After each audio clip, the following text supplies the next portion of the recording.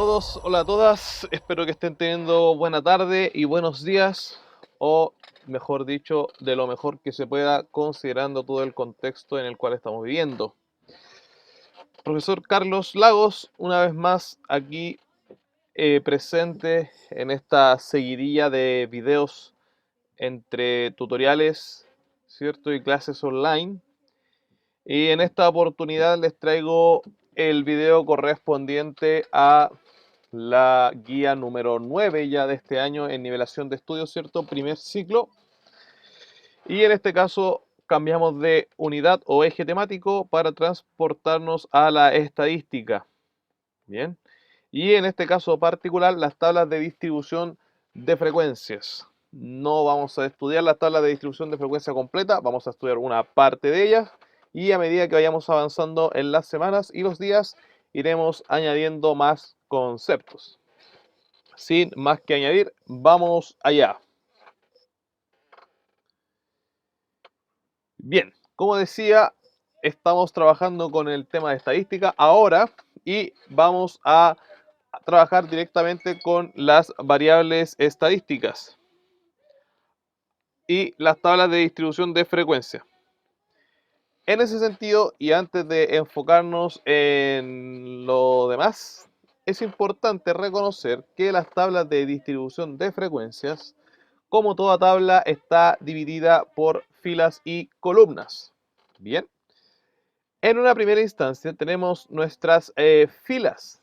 Las filas son, en este caso, las que se dibujan de manera horizontal como la celeste. Por lo tanto, vamos a poder observar que acá tenemos nuestra primera fila, que es la que corresponde a todas las definiciones que hay acá. Variables, frecuencia absoluta acumulada, entre otras. Luego tenemos otra fila con distintas notaciones, pero todas con un 1, fíjense. Ahí tenemos abajo otra fila y así sucesivamente. Entonces las filas son acostadas de forma horizontal, ¿ya? Y por otro lado tenemos las columnas, que son las que van de forma vertical, de forma paradita. Y acá tenemos la primera columna, que sería la columna de las variables. La segunda columna hacia abajo, ¿cierto? La de la frecuencia absoluta. Hacia abajo la de la frecuencia acumulada, frecuencia relativa y así sucesivamente. Estas serían las columnas, ¿ya? Entonces no se olvide, lo escribo de nuevo abajo, las filas van hacia el lado, así, y las columnas van hacia abajo, columnas, hacia abajo, ahí no se va a olvidar, columnas, filas, lo escribe así. Bien, ahora, ¿para qué usamos nosotros nuestras filas y para qué usamos nuestras columnas? Vamos a ver. Y para comenzar, es importante nombrar que la estadística es el área de la matemática que se dedica al estudio de los datos. Bien, ¿qué tipo de datos? De todo tipo de datos. Y la forma de estudiarla es bien amplia. Ya, desde hacer una encuesta más o menos en el barrio, qué tipo de producto consume la gente para instalar un negocio, como por ejemplo a entrevistar a la gente para saber cómo van las elecciones presidenciales o cómo podría ser el futuro político en ese contexto. O simplemente hacer una encuesta para saber qué tipo de alimento prefieren los gatos, por ejemplo, según Whiskas, 8 de cada 10 gatos prefieren Whiskas, no sé, ese estilo de datos, ese es medio chanta, pero en fin, se usa para eso. En el deporte, para saber cómo han evolucionado los equipos, sus niveles de logro, lo mismo con respecto a los jugadores, ¿cierto? Tantos pases correctos, tantos fallados, tiros al arco, etcétera. Bien, la estadística trabaja con todo tipo de datos. Y estos datos que se trabajan, ya, son considerados lo que se llaman variables, ya, se llaman variables. Ahora, ¿por qué se llaman variables? Porque, por supuesto, su valor puede variar, ¿ya? No es un valor fijo o estable. Por ejemplo, si hablamos de deporte, y en este caso voy a nombrar fútbol, puede que un delantero en un partido haya hecho 2 goles. Eso no significa que el próximo partido vaya a ser 2 goles también. Podría ser un gol, o ninguno, o más. Y por supuesto que si consideramos un tercer partido, eso tampoco quiere decir que vaya de nuevo a tener 2 goles, ¿ya? Entonces la cantidad de goles que este jugador ejemplo pudiese anotar variaría en cada partido, pese a que hayan algunos partidos que sí pueda repetirse, ¿ya? Pero está lejos de ser un valor constante. Bien, entonces de ahí viene el nombre variable. Por ejemplo, si nosotros hacemos una encuesta y preguntamos la cantidad de hijos que tienen las personas, no nos vamos a encontrar con una respuesta única. De otra manera, sino que va a variar también. Hay gente que nos va a responder que no tiene hijos, gente que nos va a responder que tiene uno, gente que nos va a responder que tiene dos, gente que nos va a responder que tiene tres. La respuesta va a variar y va a depender de cada caso, ¿verdad? Entonces de ahí viene el concepto de variable, que es básicamente el tipo de dato que voy a estudiar, ¿ya? ¿A qué se refiere? ¿Ya? Y como les decía, hay muchos tipos de variables en el sentido de que puede ser los miembros de una clase, la cantidad de hijos que tiene una persona, la preferencia en la marca de ropa, preferencia en la tienda comercial que compra, un sinfín, ¿ya? Ahora, lo importante es reconocer que dentro de estas variables hay dos tipos, ¿ya? Dos tipos generales. Están las que se llaman discretas, ¿ya? Y están las que se llaman continuas.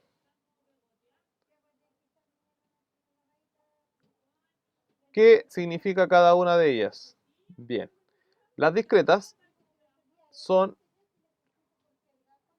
aquellas medibles numéricamente y por números enteros.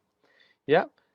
Antes de explicar con más detalle eso, es importante mencionar que tanto las discretas como la continua pertenecen a otro grupo más grande, que se llaman variables cuantitativas. ¿Qué significa cuantitativas? Que se pueden contar. Cuantitativas. Se pueden medir contando. Como la cantidad de hijos que uno tiene. Uno los puede contar, 1, 2, 3, 0. ¿Ya? Y dentro de estas cuantitativas, que son las contables, están las discretas y las continuas. ¿Ya? Las discretas son solo aquellas que se pueden contar con números enteros. ¿Ya? El conjunto Z, los números enteros. ¿Ya? Por ejemplo, la cantidad de hijos. Un hijo, dos hijos, tres hijos. Uno no dice, no, tengo un hijo y medio. Aunque tenga, por ejemplo, o considera un hijo que lo tuvo con otra pareja, por ejemplo, sigue siendo un hijo. ¿Ya? No, uno no habla de un hijo y medio. En general, cuando nos referimos a las personas, nunca nos referimos a personas y media. Oye, ¿cuántas personas van a tu clase? No, van 23 personas y media. ¿Y por qué y media? No, es que una niña está embarazada. No, mentira. Uno habla de personas y cuando las cuenta con números enteros.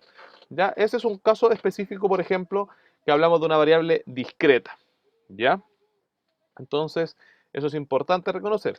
Mientras que las continuas no necesariamente se pueden representar con números enteros, sino que con números racionales o irracionales. ¿Ya? Como por ejemplo, eh, la distancia muchas veces. ¿Ya? Oye, ¿cuánto? Oye, sabes que a mí me gusta mucho hacer deporte. Oye, ¿qué haces? No, me gusta correr. ¿Y cuánto recorres? No, recorro 10 kilómetros y medio todos los sábados. Ah, ahí dice 10 kilómetros y medio. ¿Ya? No pierde el sentido de decir 10 kilómetros y medio. Oye, ¿cuánto te demoras en irte al trabajo? No, como 1 hora y cuarto. Ah, 1 hora y una fracción de 1 hora, 1 hora y cuarto. ¿Ya? Entonces aquí podemos ver claramente que están los números racionales y también los números irracionales en muchas ocasiones. ¿Ya? Cuando hablamos del peso, por ejemplo, ¿cuánto pesas? No, 37 kilos. ¿Conocen a alguien que pese 37 kilos? No digo que no pueda ser posible, pero es muy difícil pesar 37 kilos justo. Generalmente uno pesa 37 kilos, no sé, y un poquito más o un poquito menos en gramos. Ya, por ejemplo, yo peso como 90 kilos, pero dudo que pese 90 kilos exacto, probablemente pese 90,1 o 90,01. Entonces, la masa, por ejemplo, es muy difícil decir que es un número entero, más bien van a ser números decimales. O, por ejemplo, si hablamos de cuánto se demora uno en hacer un cálculo matemático y toma el tiempo. Uno puede decir, no, hombre, 2 segundos, pero podrían haber sido segundos y además algunas milésimas. Entonces ahí se hace necesario, por ejemplo, tener variables continuas. Bien, pero no se asuste porque en esta oportunidad solo vamos a trabajar con respecto a las cuantitativas, vamos a trabajar las que están aquí. ¿ya? Las que son discretas, con números enteros. ¿Ya? Esas son las que vamos a trabajar. Estas de momento las vamos a dejar en off. ¿Ya? Entonces se pueden contar y con números enteros. Profesor, si estas son cuantitativas, ¿existen de otro tipo? Claro que sí. Y las vemos acá. Están las variables que no son cuantitativas. Se llaman cualitativas. Cualitativas. ¿Y de dónde viene la palabra cualitativa? De cualidades, de rasgos que no se pueden medir. Por ejemplo, color de pelo. Si usted hace una entrevista y le pregunta a la gente el color de pelo, nadie le va a contestar 5 o 10 o 0. No, porque uno no mide el color de pelo, po. No, ¿cuál es tu color de pelo? No, 5 metros. No, po. Uno no mide el color de pelo. Uno dice café, rojo, castaño, rubio, no sé, ¿ya? Pero no se mide. Esa es la diferencia, sino que hay una palabra que lo describe como tal. Rojo, morado, si se lo tiñe verde, no sé. ¿Ya? O, por ejemplo, si hablamos de preferencia religiosa, usted me pregunta, oye, ¿cuál es tu religión? No, 10 kilos. No, pues, le responde, no, soy cristiano, soy musulmán, soy shintoísta, no sé. ¿Ya? Entonces, ahí podemos observar que hay variables que son cualitativas. Oye, ¿qué locomoción tomas para irte al trabajo? No, la 23. No, pues no se mide. No, 23 kilos tomo. No, pues. Tomo micro, tomo metro, tomo taxi, voy en bicicleta, no sé, como avión, lo que sea, ¿ya? Pero ahí no se pueden contar esas variables, ¿ya? Esa es la diferencia entre una variable cuantitativa y una variable cualitativa, ¿ya? Y como les decía, dentro de las cuantitativas están las discretas, números enteros, y las continuas. Nosotros nos vamos a enfocar en las variables cuantitativas discretas y también, ¿por qué no?, en las variables cualitativas. Esto es a modo de introducción. ¿Por qué? Porque hay que conocer cómo se arma la estadística, ¿ya? Ahora, no solamente eso, vamos a conocer otros conceptos. Dentro de lo que es la estadística y el estudio de los datos, ¿cierto? En los cuales estudiamos variables, también nos va a tocar conocer otros conceptos un poquito más técnicos. Supongamos que nosotros queremos hacer un estudio de la gente que es vegetariana en nuestro barrio, con el objetivo de poner un negocio. Queremos saber si es factible o no es factible, ¿correcto? Pero supongamos que nuestro barrio es grande. No sé, puede ser un barrio, una villa entera, que tiene muchas personas, ¿ya? Entonces, es necesario reconocer que dentro de la estadística hay conceptos como el concepto de universo,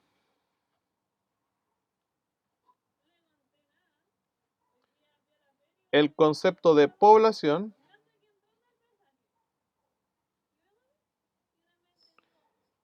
y el concepto de muestra,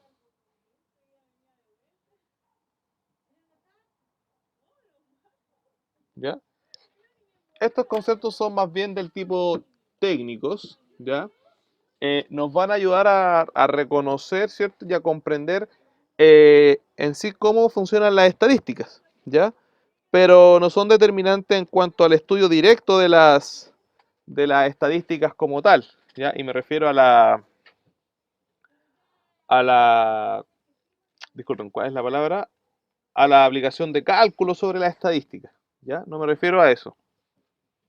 Entonces, el universo es lo que nosotros llamamos, como tal lo dicta su nombre, a la totalidad de la población, a estudiar, a la totalidad de la población. O sea, supongamos en este caso que hablamos de entrevistar a los vecinos para ver si vendo, digamos, comida vegetariana, ya el universo vendrían a ser todas las personas que consumen comida, por ejemplo.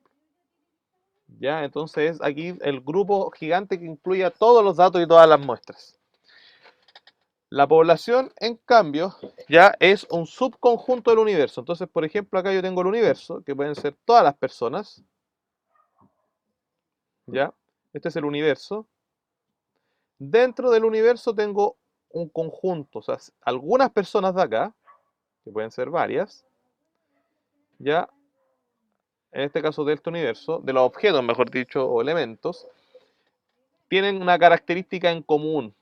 ¿Ya? Por ejemplo, aquí la característica común que van a tener para nuestro caso esta población es que son la gente, no solamente gente que come, como la que está en rojo, sino que además es la gente que vive en mi sector, ¿ya? Es la población a la cual va dirigida mi negocio posiblemente, que es la gente del sector. Pero además la gente del sector puede ser mucha y puede que yo no tenga tiempo ni recursos para entrevistarlo a todos para saber si finalmente vendo o no vendo la comida vegetariana. Entonces yo voy a tomar una muestra, es decir, de toda esta población que es donde yo vivo, yo voy a solamente entrevistar a algunos, no a todos. No sé, puedo elegir uno por pasaje, o no sé, pues ahí tengo que yo definir un método, ¿ya? Pero aquí extraigo lo que se llama una muestra, ¿ya? Que es un pequeño grupo de esta población que yo lo voy a tomar como los representantes de alguna manera que van a entregarme la información por todo lo demás. ¿Ya? Eso es lo que se llama una muestra. Entonces la muestra la hago respecto de una población y toda población pertenece al universo de los datos, ¿ya? De los elementos. Eso es importante de reconocer. Bien, dicho eso, vamos a ir a lo que nos atañe y que son las tablas de frecuencias, de distribuciones de frecuencia.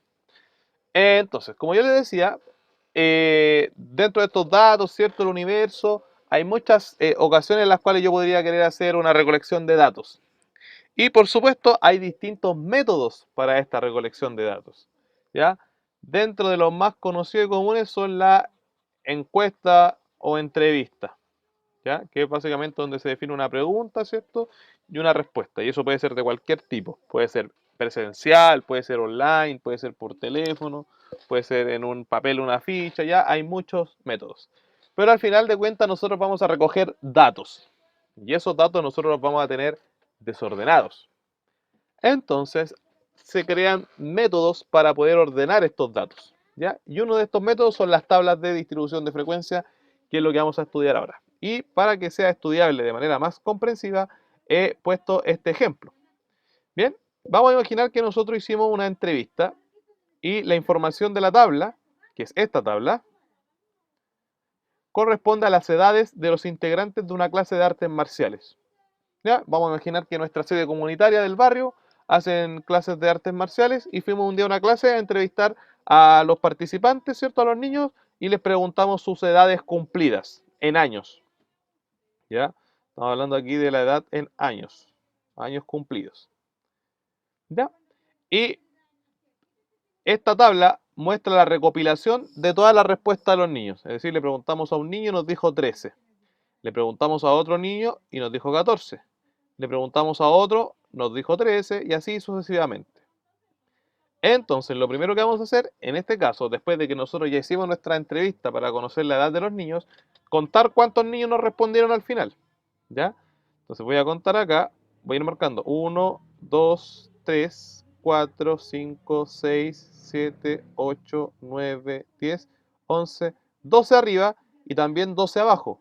Lo que significa que en total me respondieron 24 niños. Es decir, en este caso tengo 24 datos y cada uno de esos datos corresponde a la edad de un niño. ¿Ya? Entonces aquí en total tengo estos 24. ¿Ya? Vamos a aprender al tiro un concepto. En estadística, a la cantidad total de datos que estamos trabajando se le identifica con una letra, la letra N. ¿Ya? En estadística, la letra N hace referencia al total de datos. En este caso, el valor de N es 24, que son los 24 datos que tengo acá, que corresponden a las 24 edades de estos 24 niños. ¿Bien? Eso es lo primero. Ahora, ¿para qué sirve la tabla de distribución de frecuencia? Para ordenar estos datos. ¿Ya? Ahora, como yo les contaba en principio, esta tabla de frecuencia tiene filas hacia abajo y tiene, perdón, hacia los lados y tiene columnas hacia abajo. La primera columna, en cualquier tabla de distribución de frecuencias, vamos a encontrar donde dice la variable. ¿Qué es lo que vamos a poner en esta columna? Vamos a poner los valores que adquirió la variable. ¿Ya? En este caso, la variable que nosotros estamos trabajando es la edad. ¿Ya? La edad en años. La variable es la edad. Eso es lo que estamos preguntando. La edad en años. ¿Ya? Ahora, esta variable, que es la edad, asume distintos valores dependiendo de la persona. En el caso acá del primer niño, asumió el valor 13, pero en el caso del segundo niño, asumió el valor 14. Entonces, aquí donde dice variable, nosotros vamos a colocar los distintos valores que adquirió la variable. ¿Ya? Eso es importante. Entonces, como pueden observar ustedes, para poder hacerlo tenemos que ordenarlos, porque eso se trata. Entonces, siempre vamos a poner desde el menor valor hasta el mayor. ¿Ya? Siempre lo vamos a ordenar de menor a mayor. Y vamos a ver acá entonces cuál es el menor. El menor fue el número 13. Así que vamos a partir con el 13. ¿Ya? Luego vendría el 14, el 15, el 16 y el 17. ¿Ya? ¿Qué cosas importantes? Siempre acá las distintas filas de esta misma columna tienen que seguir un orden. Y me refiero al orden en cuanto al aumento. Yo no puedo, por ejemplo, poner 13 y luego poner 14 y saltarme al 16 porque no encontré ningún 16. Tengo que mantener el orden acá de ir uno en uno. O si voy a ir de dos en dos, tengo que ir en todos de dos en dos. ¿Ya? Hay que respetar eso. Bien, entonces acá tengo la primera columna de mi tabla de distribución de frecuencias. Ahora, ¿qué es la segunda que me aparece acá? Frecuencia absoluta. La frecuencia tiene que ver con la cantidad de veces que aparece cada valor de la variable respectiva. Entonces, lo que yo voy a hacer es simplemente contar cuántos alumnos hay en esta clase de artes marciales que tengan 13 años. Y los voy a contar. Y el total de cuántos sean, lo anoto acá al ladito. Entonces, vamos a empezar a contar y los voy a ir encerrando en un círculo. O les voy a hacer una rayita para no equivocarme. Ahí tengo 1, ahí tengo 2, aquí tengo 3, y acá al final hay otro. Tengo 4. Entonces, hay 4 niños que tienen 13 años. Así que la frecuencia absoluta de la variable edad 13 serían 4. Que representa ¿qué cosa? Que hay 4 niños que tienen 13 años. Eso es. Y lo mismo hago con los demás. Vamos a hacerlo con el 14. Voy a ir marcando. Voy a pintar con rojo ahora. Ahí hay un 14. 2, 3, 4. Paso abajo. 5.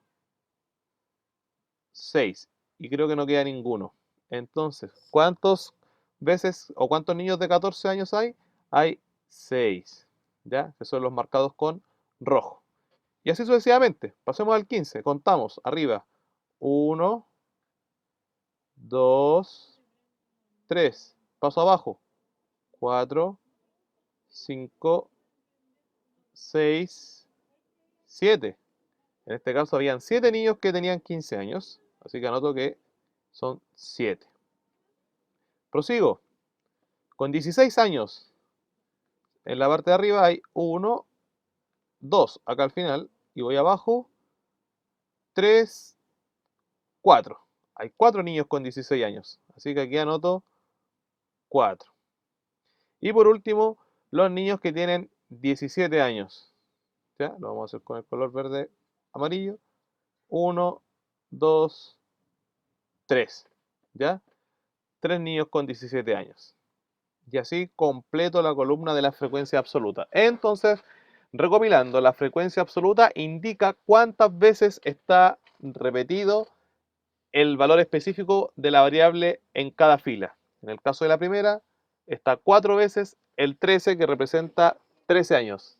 Es decir, 4 niños tienen 13 años. 6 niños tienen 14, 7 niños tienen 15, 4 niños tienen 16 y 3 niños tienen 17. ¿Ya? Y la frecuencia absoluta se cumple para todas las tablas de distribución de frecuencias, ya que representan cuántas veces se respondió eso o ese dato está. ¿Bien? Lo estamos haciendo así, construyendo la tabla, porque en la medida que nosotros sabemos construirla, después la podemos interpretar, que es el objetivo, ¿no? Bien, así entonces con la frecuencia absoluta. Vamos con la siguiente, la frecuencia relativa. ¿Qué es la frecuencia relativa?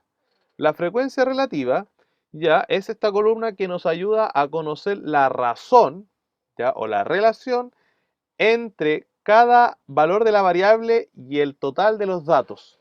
¿Ya? ¿Qué quiere decir eso? Nos va a permitir saber más o menos, para que ustedes entiendan, y está relacionada con la de al lado, que es la porcentual, qué parte de la muestra total, ¿ya?, corresponden a estas 13 personas. ¿Qué tan representativo es la cantidad de personas que hay en esta fila? ¿Ya? Con respecto a la cantidad total.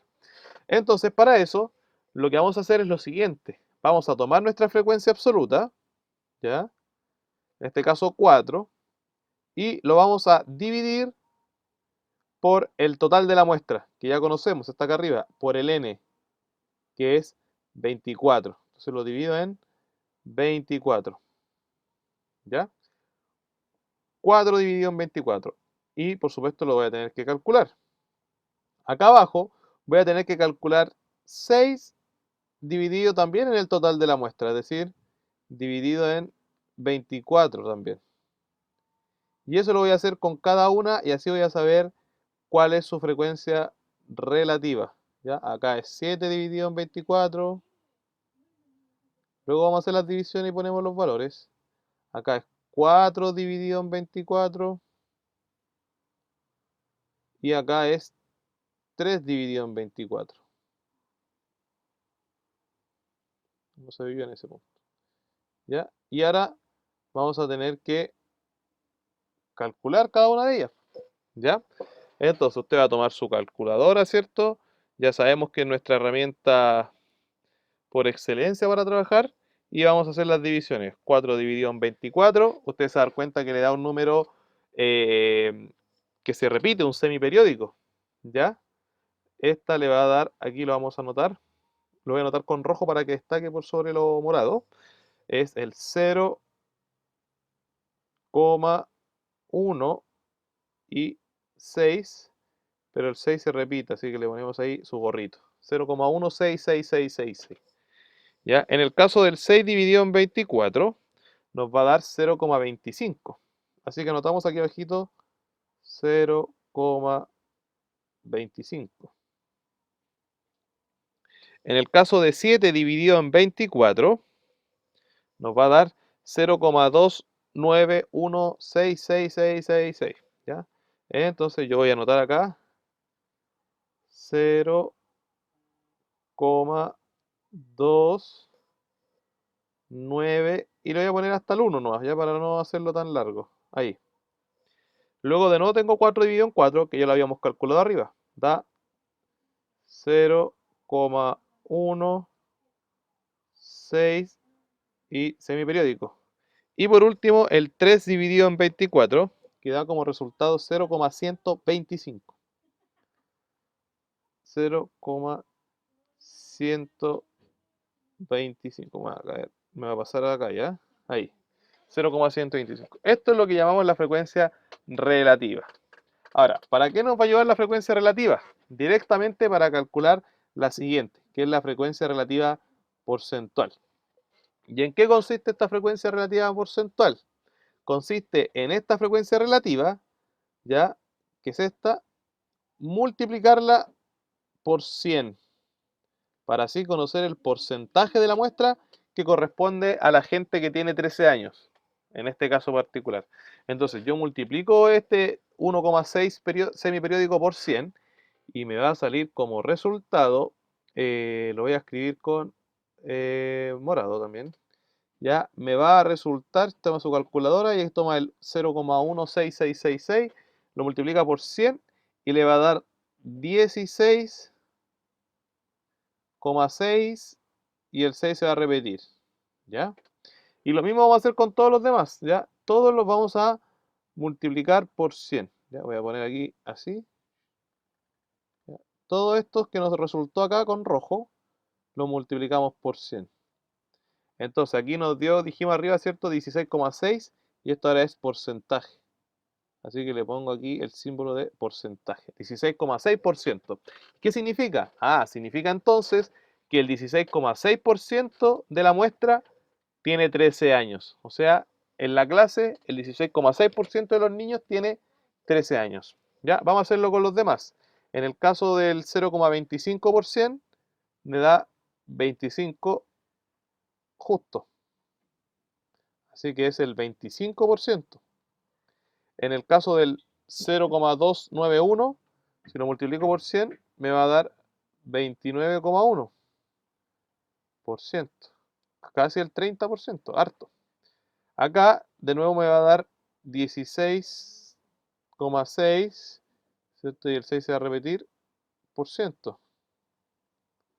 Y acá al final me va a dar 12,5%. Entonces la frecuencia relativa ya es el cociente, la razón entre la cantidad de veces que se repite la muestra por sobre el total de la gente de la muestra, del total de datos. Y si yo la multiplico por 100, obtengo la frecuencia relativa porcentual, que de repente a nosotros nos genera más, nos acerca más a lo que solemos estudiar. Ya el 30% de la gente hace tal cosa.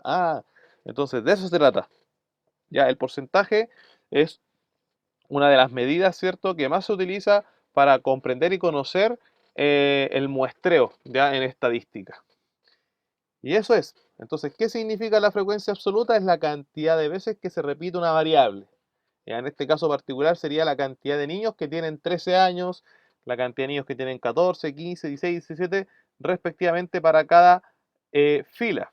La frecuencia relativa es la relación que existe entre la frecuencia de cierto valor de la variable con el total de la muestra, que es n, no se olvide, y si esa frecuencia relativa la multiplicamos por 100, encontramos entonces nuestro porcentaje. ¿Ya? El porcentaje que representa en la muestra esa cantidad de personas. Ya, por supuesto que mientras más grande sea la frecuencia absoluta de un valor de la variable, mayor va a ser el porcentaje. ¿Ya? Y esto nos va a ayudar, ¿cierto?, a conocer más o menos la edad de los niños con respecto al grupo. Así se compone una tabla de distribución de frecuencias básicas. Hay otras medidas, otras columnas que tienen otras tablas hacia acá, hacia este lado, ¿ya? Pero las vamos a ir viendo a medida que avance el curso. Ahora, como ya sabemos armar la tabla de distribución de frecuencias, significa que también podemos interpretar cualquiera que veamos. ¿Bien? Y en eso consiste la actividad de la guía. Recuerde que ante dudas nos pueden seguir escribiendo a los correos respectivos, tanto de la profesora Mitzi como mío, y espero que se haya comprendido. En la guía, al igual que en esta diapositiva como anterior, les puse esta tabla. Esta tabla es lo mismo que vimos recién, pero aparece con otros datos que no estudiamos. Eso no los consideren, pero aquí es para que usted recuerde cómo se podría calcular cada una. La frecuencia relativa, fíjese, aquí dijimos que era la frecuencia absoluta, F1, que es la que aparece ahí, dividido en n. ¿Ya? Ahí está la fórmula. Y la relativa porcentual es la relativa, que en este caso es H1, pero multiplicada por 100. ¿Ya? Es para que la tengan en conocimiento, también va en la guía. Y nada, pues eso ha sido todo por esta clase. En la siguiente seguiremos viendo conceptos de estadística, de tablas de distribución de frecuencias, de gráficos y de medidas de tendencia central. Espero que se sigan cuidando y nos vemos en una próxima oportunidad. Chaito.